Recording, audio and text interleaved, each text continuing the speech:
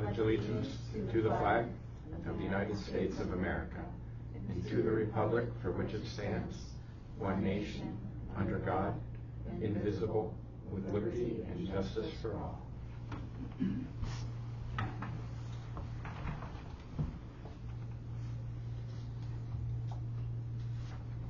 Welcome. We have no formal visitors today. Is there any public comment on the agenda as it's outlined? Okay. Minutes have been provided from the previous meeting on August 21st. I'll entertain a motion to accept them. I'll make the motion. And I will second. All in favor? Aye. So moved. Correspondence, we received Act 14 notice from Markowski Engineering Group that Limber Township will be applying for coverage under the PADP Chapter 105 Joint Permit application for a project on T360 Spring Mill Road bridge replacement over McKinnon Branch. We received an Act 14 notice from PennDOT for approval to alter the public crossing by the installation of roadway drainage facilities beneath the railroad tracks where State Route 120 crosses at the grade for both sets of tracks for Norfolk Southern Railway Company. And we received and acknowledged an Act 13 request from Grove Township for the purchase of mulch around the Barclay Playground on Wyckoff Run Roads in Mahoning. It'll be included and reviewed during our third quarter review of Act 13 requests at the October 2nd meeting. Chief Clerk report.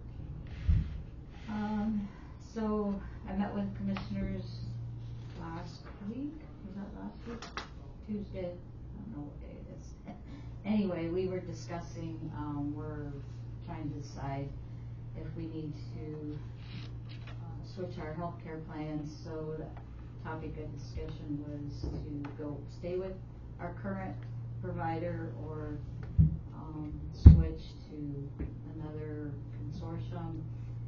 We decided to drop Divot and we will be enrolling with another consortium, Schubert.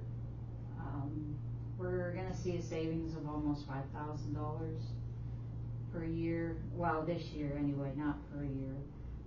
And the rates for our staff and the county will stay the same as what we have currently. Nothing. We shouldn't see an increase this year for open enrollment. And I notified Divot that we will be dropping them and moving to another company. So, working on finalizing the November ballot. We do have some openings for school board that we're waiting on the Democrats and the Republicans to submit their nominations for those open positions.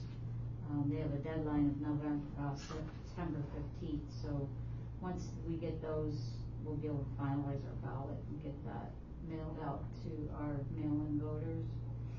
And I'll be able to get it published in the newspaper. Working on several right to know requests. That's always a fun job. I completed a real estate tax report for our insurance people, St. Mary's Insurance, for our tax bond for our tax collectors. St. Mary's Insurance always prepares our bonds for us.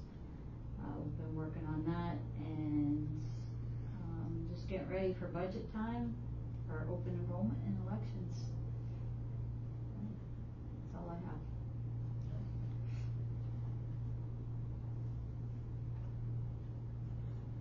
Commissioners reports? Who wants to go first? I can go first. So since the last meeting, I attended the Cameron Elk Suicide Prevention Task Force meeting. During that meeting, we discussed a few things. One of the things we discussed was support groups for people who are grieving. There is currently a bereavement group in Du Bois, but we discussed a need for a local support group. There currently isn't one. However, I'm trying to gauge interest to see if there is a need for one in Cameron and or Elk counties. So I'm trying to figure out the best way to gauge that interest. Right now, I guess if anybody feels that there is a need, you can reach out to me directly, but I'll probably be reaching out through different social media and other venues to Is the one at the senior center no longer meeting? not that I'm aware of. Since they had one, maybe you should start there. I can definitely go that route. That thank you. I will definitely look into that. I don't know if they don't collaborate with the Cameron Elk Suicide Task Force or what, but that was not information that was shared, so thank you. We are also looking at 988 promotional items with the money that they have. Some of the things that they're looking at spending money on are some koozies. They're going to do ducks for the Jeeps. They're pretty cool, the mock-ups that they have. They also have kickstand holder stands for motorcycles, and some other things we talked about, cell phone, the holders, that the phone ones, like the CCAT ones, some other things.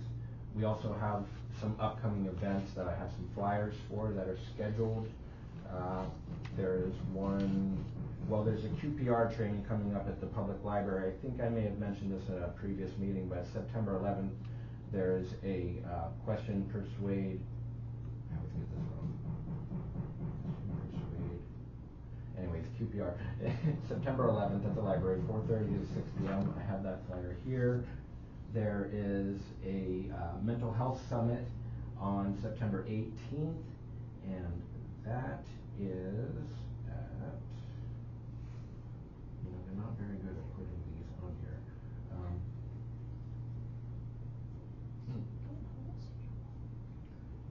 I don't recall where this is.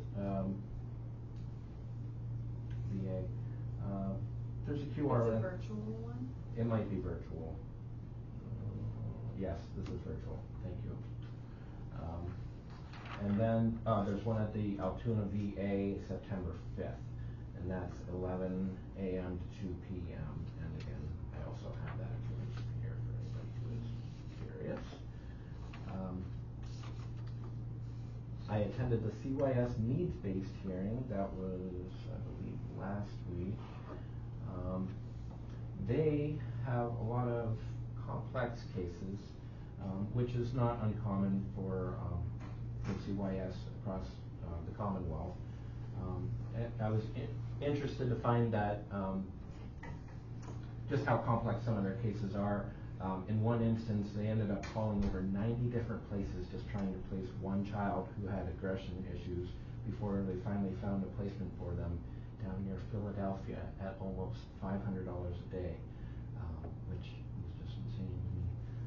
But anyways, they're moving on with their budget as normal, and things are good there, as good as can be, I guess. I'm working with our recreation director, Danielle, and she is also trying to work with the school to get kids interested in music, specifically playing music and engage their interest in music.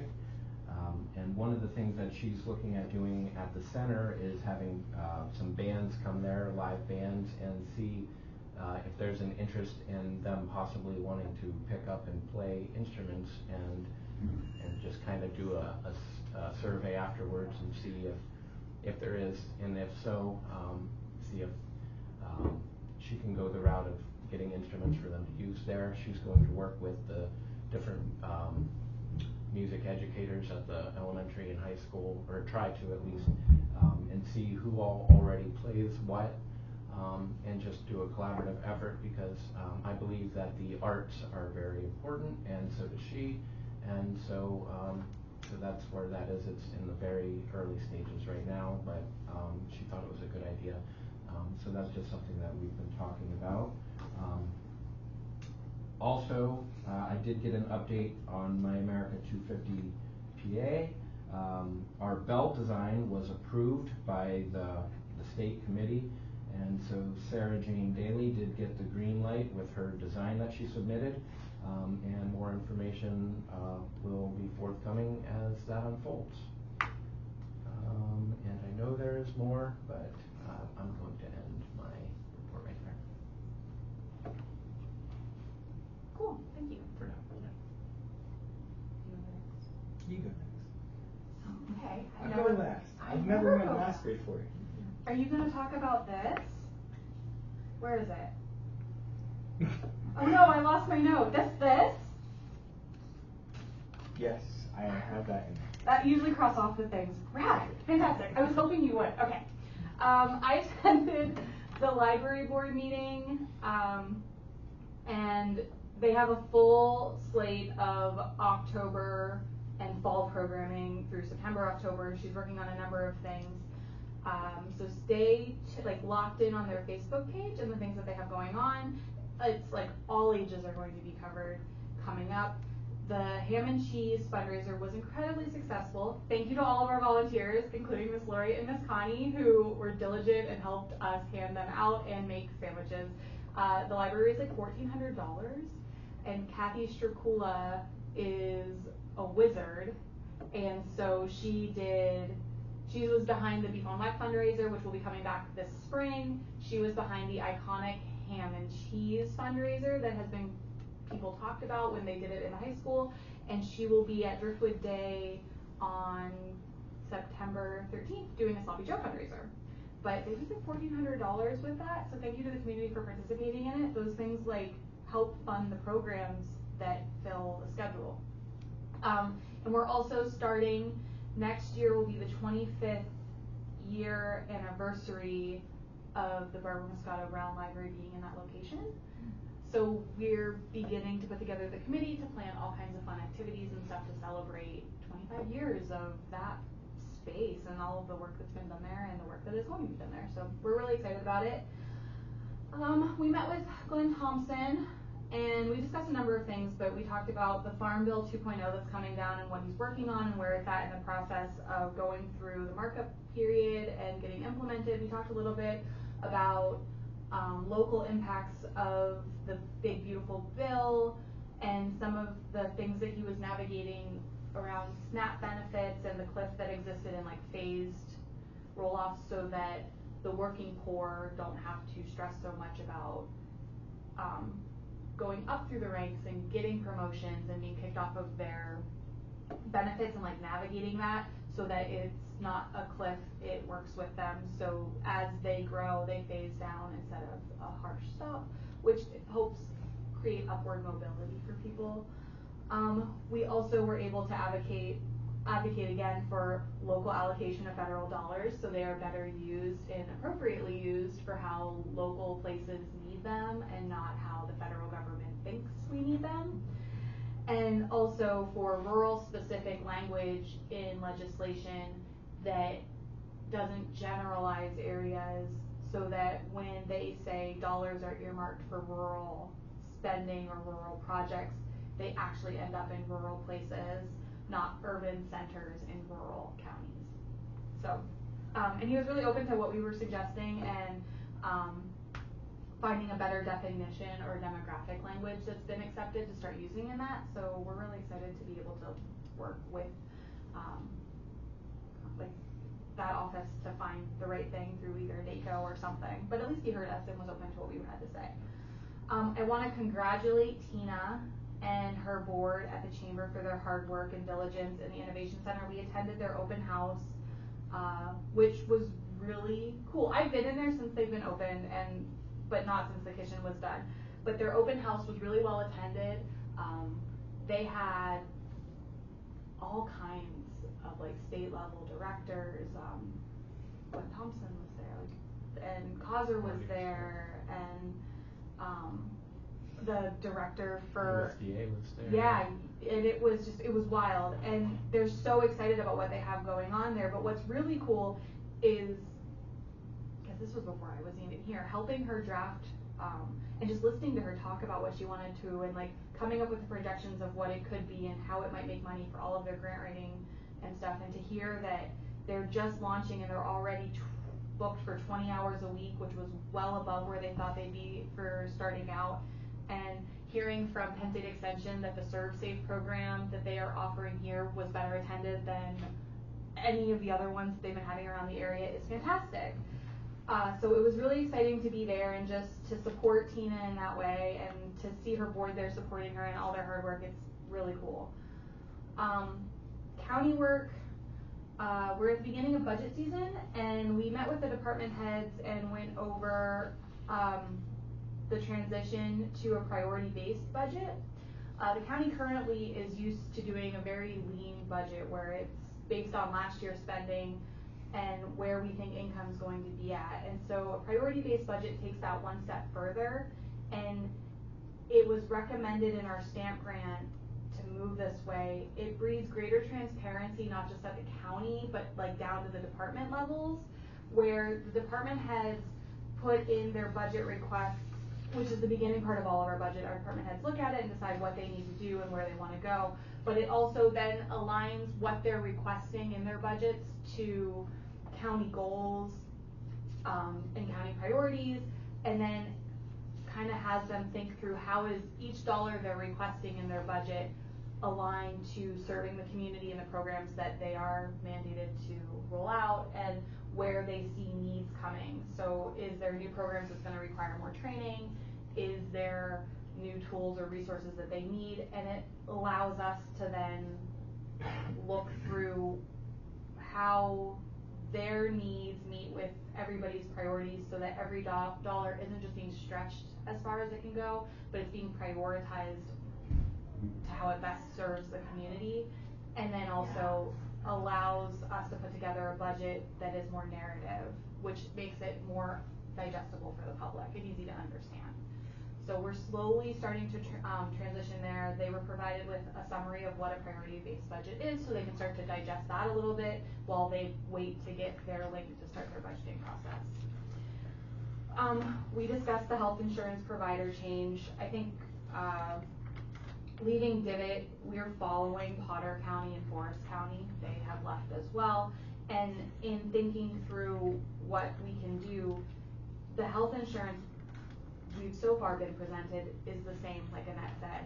But I think what the public might be interested in is that a 1% savings on last year's cost was for the next year is before we found out that we're going to have a 6 to 8% increase next year. So the actual savings is anywhere from 7 to 9% from what our costs on health insurance were last year, and that's a $420,000 expense at the county level. So that level of savings is significant for our budget, especially ensuring that we can get the same coverage for our people. It's just more affordable. They'll have the exact same plan. So exploring that is a way that we're trying to make sure that we're balancing taking care of our employees, because they are the hands and feet of county government, while also making sure we're being fiscally conservative and responsible with tax dollars.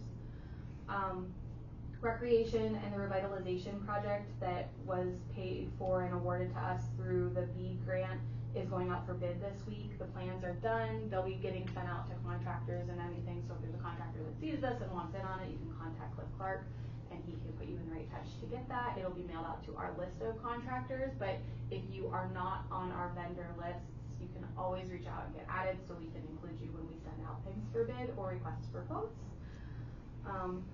The timeline for that is pretty tied to the grant. So that will go out for bid. The goal is to have construction start in October, November, so because it has to be completed at a deadline within 2 years of that grant.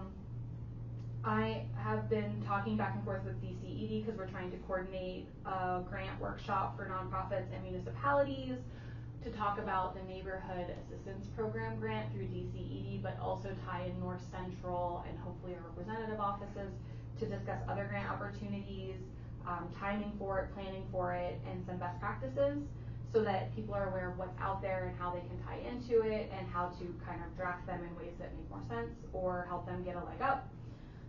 We're trying to finalize a date, but we're looking at dates in October, so more of that information will come out as we have it. We're super excited that Mary Grace is bringing back Pinktober to the courthouse again this fall. She gave us an update at the department head meeting. Sales for the baskets and everything will start in September, and she is rolling out lots of information for that that'll be forthcoming with all the dates. And we're really excited to have the community up here to participate in such a good cause. And we're thankful for the nonprofit that's partnering with them so that they can do everything that they need to do and we can have that awesome community event up here. Kudos to Mary Grace for that.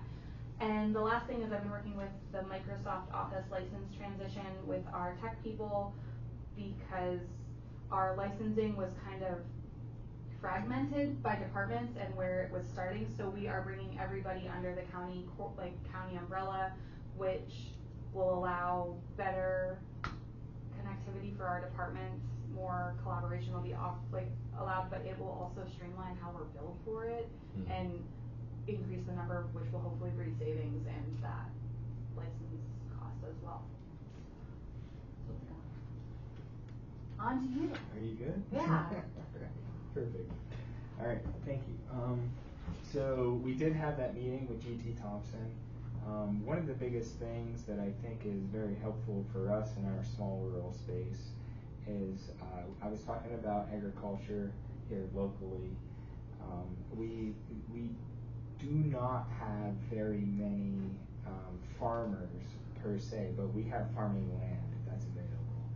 And so what I really was trying to pitch to GT was the opportunity for those landholders to understand that they have the opportunity to use their land for agricultural purposes other than hay and whatnot.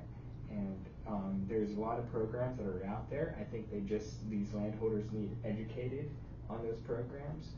So we're looking to have an agricultural summit here locally in Cameron County where all these landholders can come in, like not necessarily just us as a county, but also regionally, and understand the impact that we could have with our land holdings. And so we're hoping to kick that off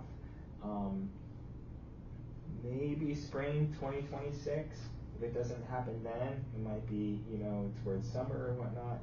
But that was his suggestion for us to really engage with his farm bill, everything that he has been going on. And then we also think about the aspect for the chamber of what they have with the whole industrial kitchen and freeze drying and such. So we can create product here locally, get people started in the process, and then educate them throughout the process about the growing and distribution and the in-between of packaging and such.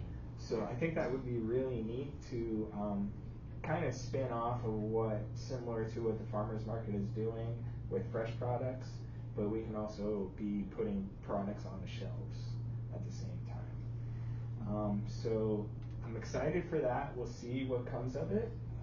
And so that initial conversation, I think he was really engaged. I did attend a PA Wilds planning meeting. That Pennsylvania Education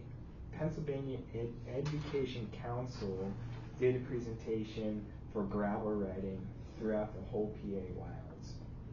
And in past conversations and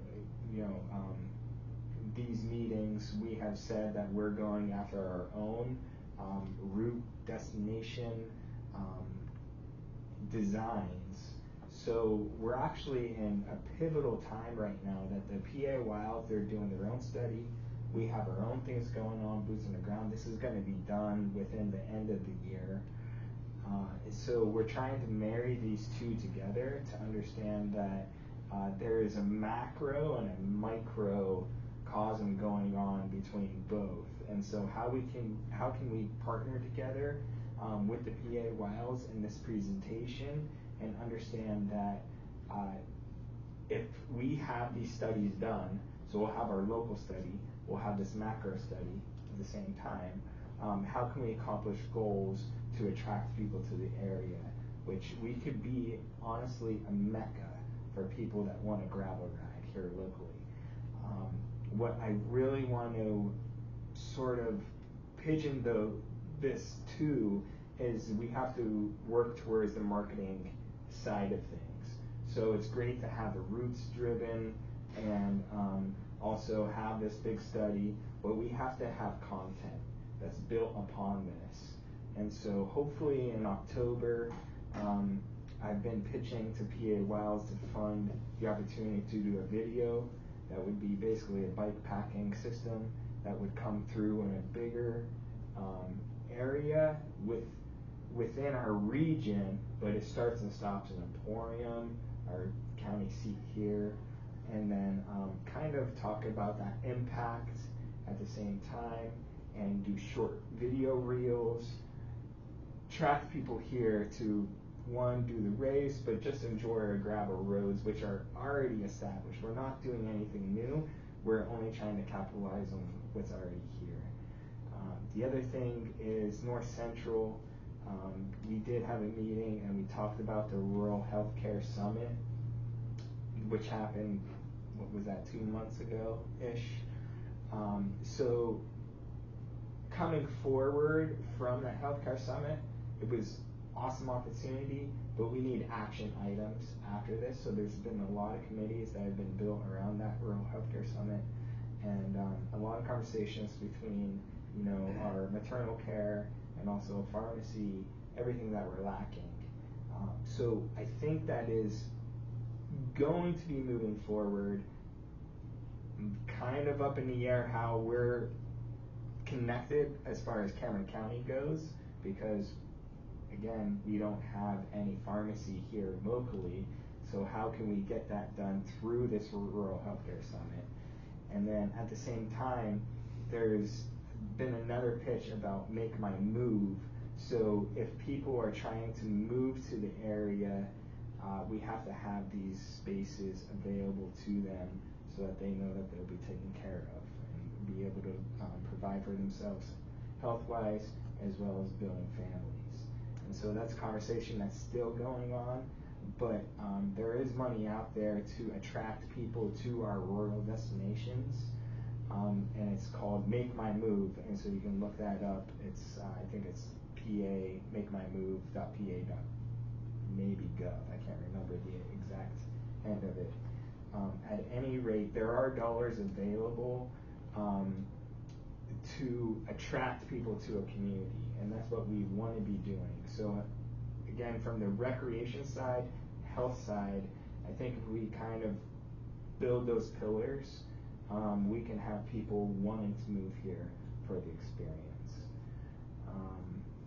And that's, other than that, in the PA Wilds meeting and the study for PEC, which is the Pennsylvania Education Council, one of the biggest things is we need more mountain bike trails. So it's not necessarily using the gravel riding routes, which are already established. It's those single track trails that people are going to be attracted to at the same time. So I'm hoping over time we can sort of use those routes that might be the main trail, which is gravel riding, but then have that other route that will come off the trail for a couple miles. You can ride that single track, get back on the trail at the same time. So that'll be a conversation over time. But honestly, I think things are progressing very well. I just talked to David Landis, who's doing our route gravel study, and he is on point, and I'm so glad that we have Village to Village Trails working with us right now, because he's always bringing something else to the table that we should be looking at, because he's in that space. So I just want to give kudos to him as well. Thanks. Treasurer's report expenses for the month of August will be reported at the September 18th meeting. There is no business, old or new, to act upon, so good of the order. I actually did want to say something. Sure. Does PA Wilds ever, like, I don't gravel ride, but do they ever reach out to content creators that gravel ride to come here and, you know, make content? I would say not necessarily, but they do have some of their own content people Yeah. that capture entrepreneurs which are doing their products, things like that. And there's been a few, I don't know if you want to call them champions or whatnot, but there's a few people that they do work through for video and also picture content.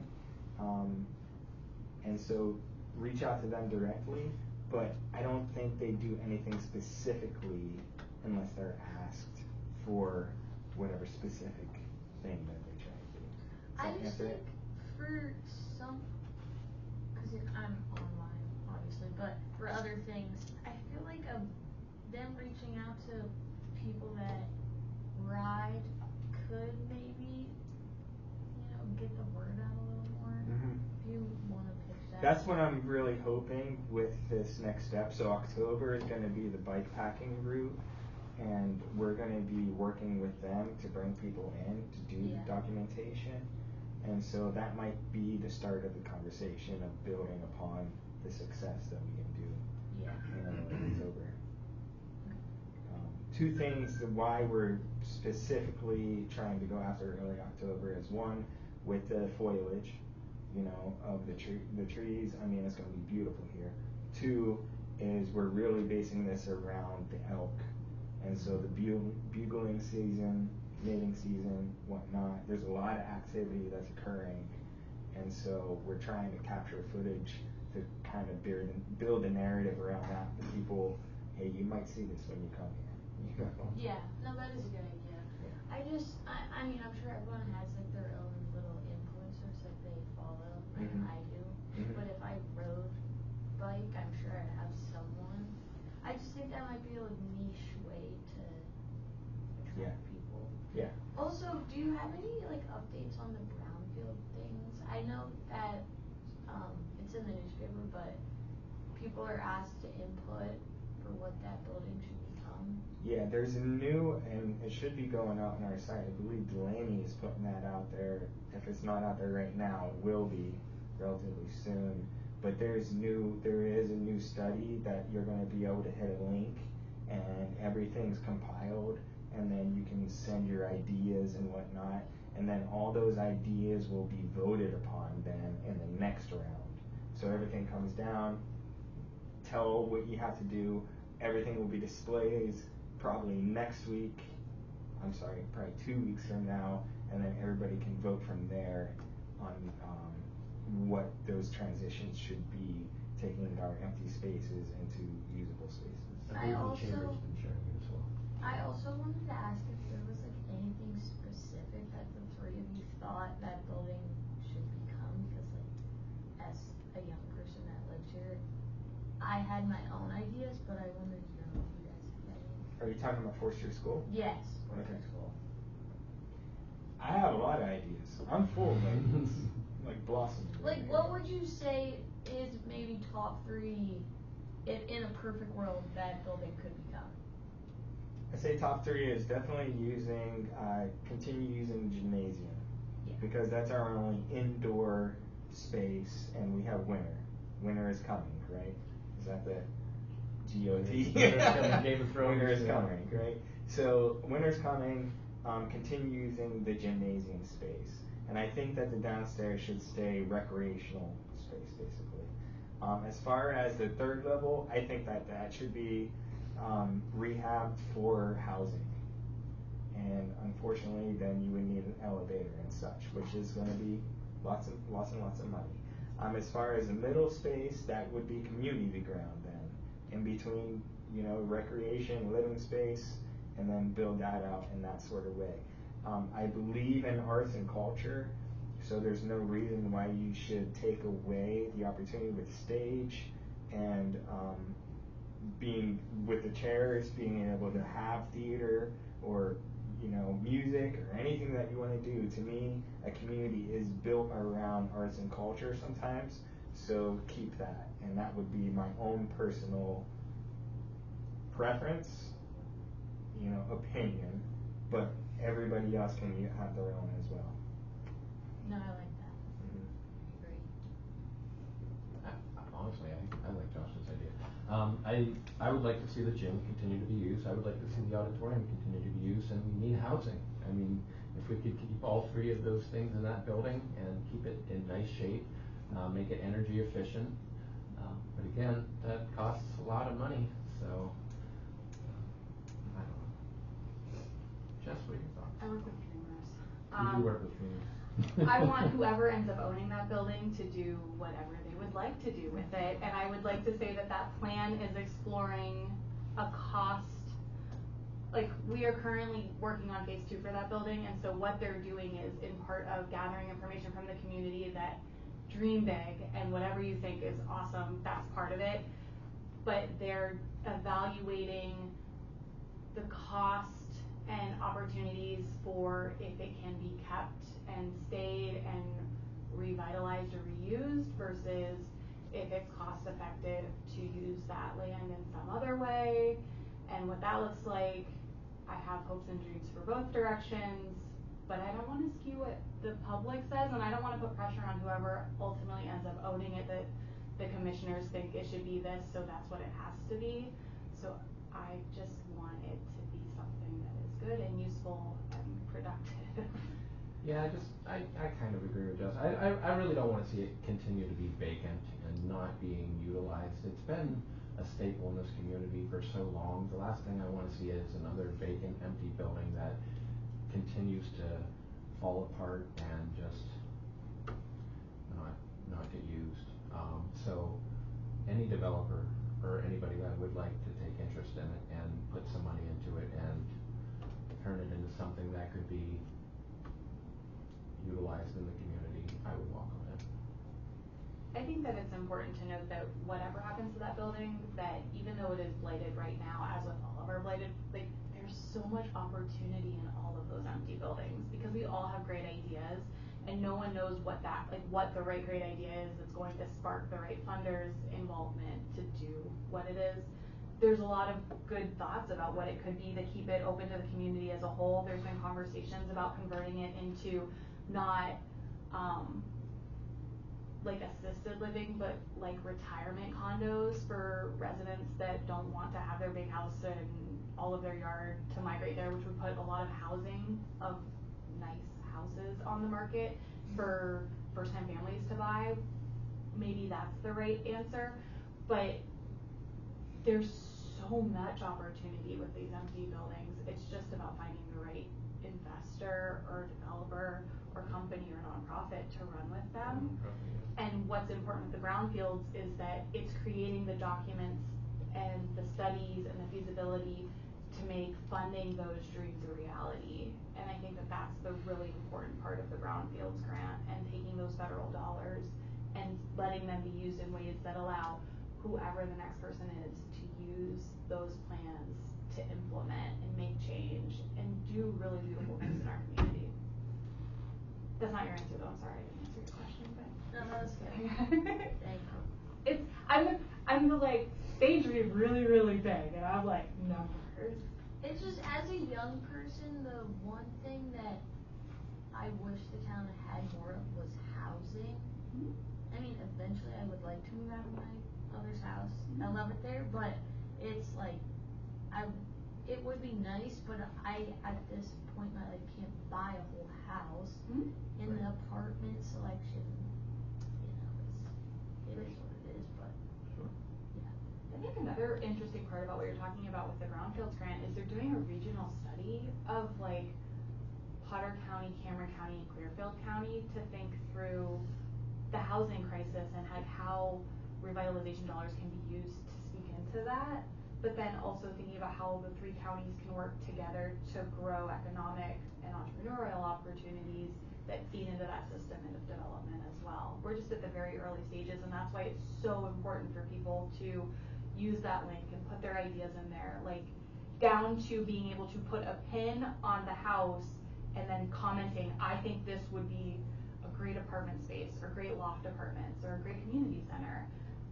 And it's super user friendly in that way, and it's pretty open-ended, and it doesn't bar you to pick from an option. You can type in what your thoughts are as they compile them. So get on there and go look at those empty houses, and be like, this would be a really great first time home buyer one, like a great location or whatever it is, and everybody can do that, and it's super open ended, which breeds the best kind of data. Cool. But don't take our word for it. Yeah, it's cool. I mean, coming from a community engagement thing, their engagement plan is rad, and it's a good software that they've got out there for people to be utilizing. Dave? Dave. Your hand was up. I changed my mind. Oh no! No, I'll save it for. Okay, no worries. Oh boy, that's fantastic. I have to put my plug in. September 13th is Driftwood Day. It's the last of the second Saturday concert series. There are a ton of vendors going to be set up. Right now the weather is partly sunny, 75. It'd be a good day to come down to Driftwood, get some lunch, hang out with some vendors, support some local organizations, and support Driftwood. The residents are so excited about this. So. I have to look up the date, but I will be participating in a suicide walk. Oh geez, I didn't put it in my phone. It's coming up. Might even be this weekend. Oh, I know what else. The other thing is, I don't know if anybody noticed, but Penn Highlands put out a press release yesterday that they're super excited to be opening a new regional pharmacy option in Clearfield in an old Rite Aid building, after they told our economic director that wasn't something that they did, and it was noticed by me. So I am going to be reaching out to some people to advocate for that, because what the heck? Like, it's super frustrating when you try to do something and you get information that does not align to the actions of that organization. So they can do it there, maybe they can do it here after all, so we'll be following up with them. Strongly worded letter. It's super frustrating. People are upset and they should be, so. Yeah, absolutely. Anything else? Fantastic. Good. Okay, I will entertain a motion to adjourn.